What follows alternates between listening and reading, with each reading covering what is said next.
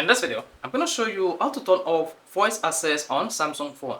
So if you're using a Samsung Galaxy phone and the voice access to control your phone, even while the phone screen is locked, is activated, then you should see this listening icon here that indicates that the voice access is listening on your Samsung phone.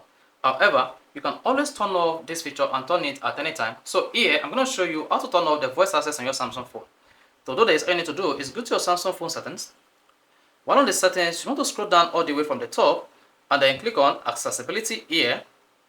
Then locate and click on interaction and dexterity. Once you hit that, locate the voice access up button here where you see voice access is on, tap on it, and then make sure you turn off the voice access option by clicking on this blue icon. Once you click on that, you see what that says turn off voice access. By clicking on the turn off button, the voice access function will be turned off on your Samsung phone.